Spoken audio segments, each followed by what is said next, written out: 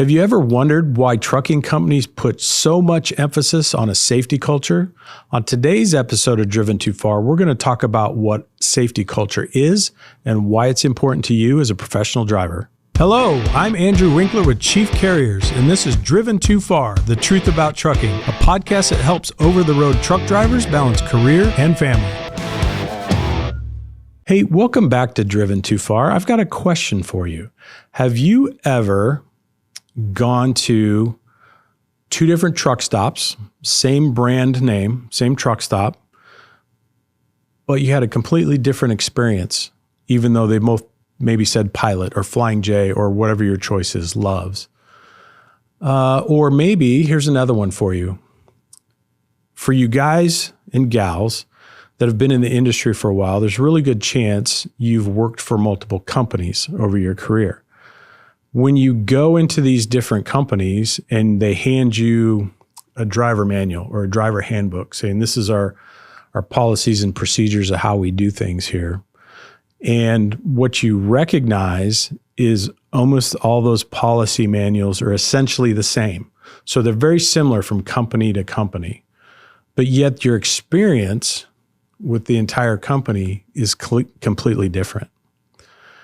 So if you've experienced that, that's culture. So that's what I want to focus on today. The difference between things can be culture, and we're going to focus on safety culture today. If culture is how we do things, then safety culture is how we do things safely every day. One of the interesting things in this industry is there's a big difference between compliance and safety.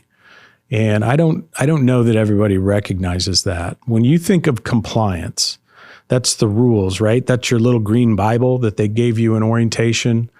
That's the DOT regulations, those types of things.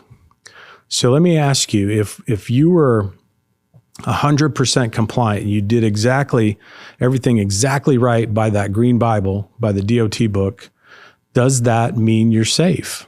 Not necessarily, right? So compliance doesn't necessarily equal safety. But this is where safety culture comes in, and this is what I want to focus on. There is a company out there, and you've probably heard of them if you've been in the business for any amount of time, but it's called Bison Transport, and they're out of Canada. And the reason I bring these guys up is because when we go to annual conventions for the Truckload Carriers Association, there's typically fleet safety awards. So they have, I think, 6 different categories based on how many miles your fleet runs on an annual basis. So it's small to large. And Bison is one of the large ones, okay? So they have dominated the safety category for years and years. It's just like year after year after year. It almost makes you smile when they have all the finalists up on the stage and it's the large carrier category and the overall winner is, and everybody just kind of looks at each other and goes, Bison. You know, it's like, it makes you scratch your head and go, what are these guys doing? How is this so different? Because I guarantee when you guys started in the industry, there's always a company or two out there that's kind of the punching bag, right? The joke of the industry. And that may be white and blue trucks from Arizona, if you know who those guys are. At one time, there was an orange fleet that was kind of the punching bag, stuff like that. So how is it, those guys become the punching bag because of their size, right? And supposedly they have all these incidents or accidents. My guess is they don't have any more than the rest of us. In fact, they might even be better than the rest of us, but because of their size, it shows up more often, right? It happens more frequently. So how is it those guys can be the punching bag of safety, the starter companies, if you will, where everybody gets their start, makes their mistakes, but yet there's a company out there almost just as big that is standing on stage year after year winning these safety awards? Well, the difference is culture. And Bison's secret sauce, if you talk to them, talk to their VP of safety, he'll tell you they weren't always like that. They were actually having a lot of compliance issues, maybe even some accidents and stuff. But what they did is they switched from a compliance mindset to a driver mindset. And he said the biggest thing that we ever did, we came up with this right to decide policy, meaning the driver has the right to decide whether they proceed or not. And there will be no pushback from the company. If a driver says this isn't safe, I'm not going to do it, and they've decided not to do it, then that's it. The driver gets to make that call. And I think that's an incredible insight into their safety culture, because what else they have learned, and this is where everybody else, I think we got it backwards. When you think about safety and what is the safety director, the safety manager's job, it's to make sure that we're compliant. It's to make sure that the trucks don't get banged up, that we don't have freight claims, the trailers don't get, banged up as well. But when you think about that and you look at Bison's philosophy, it's exactly the opposite. So they learn to focus on the people first, the driver first.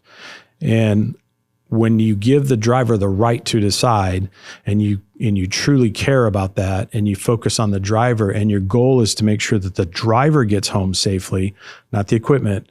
You make sure the driver gets home safely to his family every night, every week, whatever that looks like, then guess what? So does the equipment, so does the freight. It all follows. So this is their secret sauce, and I think a lot of us could learn from that. When you focus on the people first and the driver first, a lot of other things fall in line. I've worked for a couple different companies in my career, and actually both of them have been fantastic. But I've been around long enough, and I even served as a safety director for a couple years in one of them. When the safety personnel thinks their job is compliance, or they're the cop, they're the safety cop, if you will, that's their job, is to make sure that everybody's compliant, and my job is to catch people doing the wrong things and take appropriate action. If that's the attitude of safety, then I think you would probably agree with me. You're going to tend to avoid the safety department, right? And like I said, I've worked in it. I know it. I've seen it. I was a driver. I get it. But you ultimately start, when you have unpleasant experiences like that, and the culture is like that in the company, as a driver, I sneak in after hours so I don't have to deal with people. I come in on the weekends so I don't have to deal with people. And that's what you start to get, rather than the safety department being a place where drivers want to come, where they want to come in and contribute, learn, enhance their skills, those types of things. So we did that at Chief Carriers. We had a big mindset shift when I came aboard. It was a completely different company. It'd be interesting to me to grab some of those old drivers that were there when I first started and bring them back in today to let them see what the company looks like today, how it operates. But it was a feeling that we kind of had that safety cop mentality, that safety was there to bust us.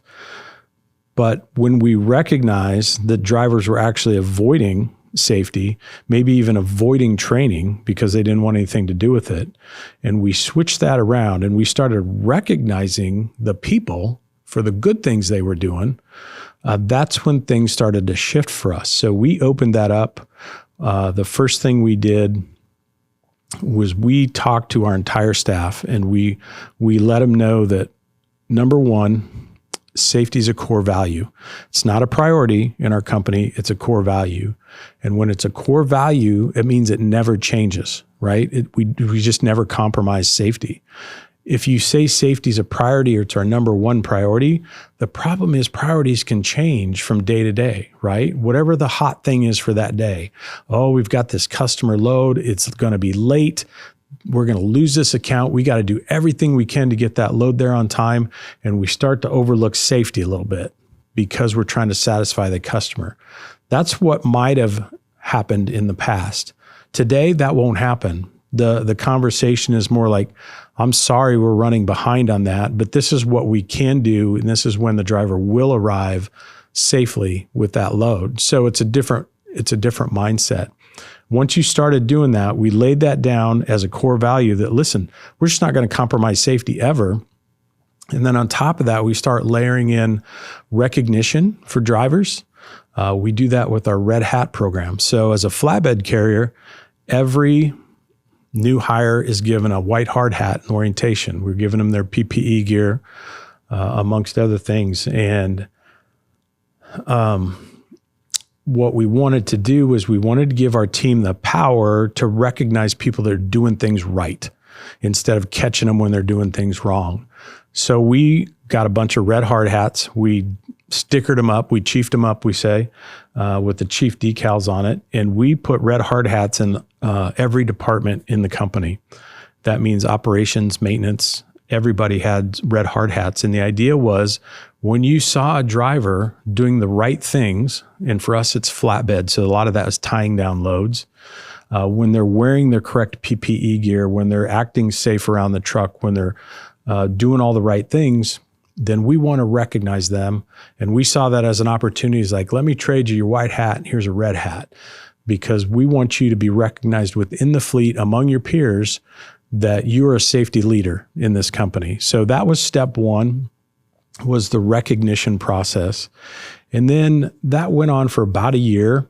And I recognized that, wow, we got just about everybody in red hats. Now what do we do? Because we want to keep that culture and that momentum going. I said, we got to come up with something different. So we created what we call Safety 360. And it's about there's certain criteria you have to do to earn a membership into Safety 360. And then there's certain things you have to do twice a year to stay in the Safety 360 program. And along with that comes a bump in pay. So every time you accomplish something in Safety 360, you saw a bump in pay. And what we were trying to do was we wanted to reward our drivers. So the drivers that are doing it right, that they're actually focused on gaining new skills in the safety world, we want to reward them, because I think those drivers are worth more than the driver that refuses to do the training or doesn't think he needs the training because he's been driving so long. We absolutely want to reward the people that are taking the time to help us build our safety culture. So where does leadership come into this whole safety culture piece?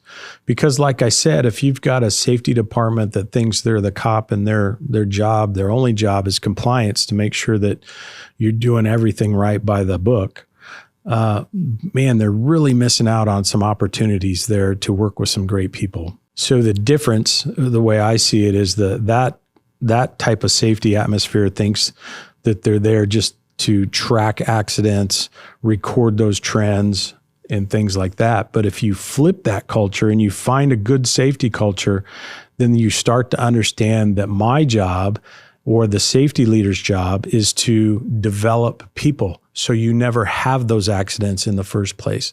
That's the difference. And there's so many trucking companies out there that they do not get it. Absolutely do not get it. I think smaller ones, especially, for whatever reason, they're just so focused on either following all the rules and making sure they're cracking down on people, or maybe they're ignoring it altogether. You know, maybe you got a group of drivers that run in that company and they don't care about the safety. They're just going to run. It's kind of an old school thought process, right? But it definitely still exists. So point being, when you're out there looking for a carrier to drive for, this safety piece is a huge part of it. You really need to try to figure out what that safety culture looks like before you go in. That's how you know if you're a good fit or not. Is this a company that's going to help me grow, become a better professional as time goes on?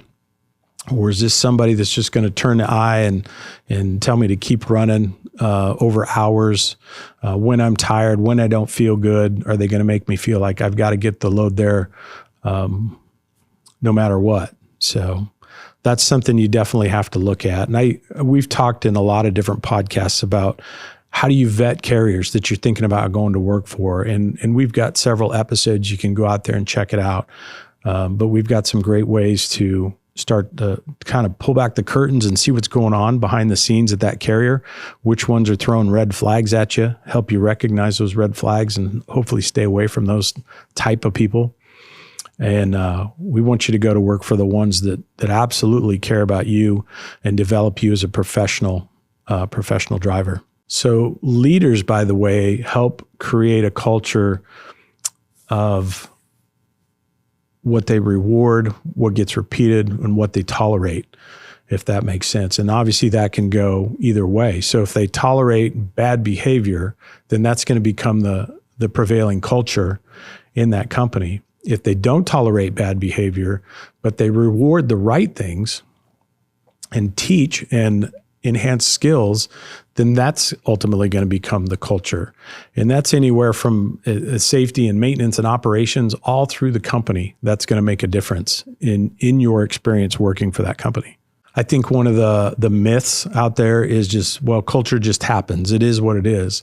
I couldn't disagree more. I think culture is intentional, meaning you have to work at it and you have to build the right things in order to get that outcome that you're looking for. Now, if you just go by chance, you're right. It is going to be what it is. And if nobody's helping identify the right things versus the wrong things, then there's a really good chance that's going to go sideways. And that's probably not going to be the carrier you want to work for. So when carriers finally get it and they see safety not as surveillance, but safety as a place where we win, then it's a win across the board. In other words, when you get it, and it's not just about surveilling people, it's about helping enhance their skills, doing the right things, building these people up, then that's a win-win across the board because it's a win for the company, it's a win for you personally, and it's a win for your career as well. Thanks for joining us on this episode of Driven Too Far. What kind of safety initiatives is your company putting out? Leave us a comment below, and we'll see you on the next episode.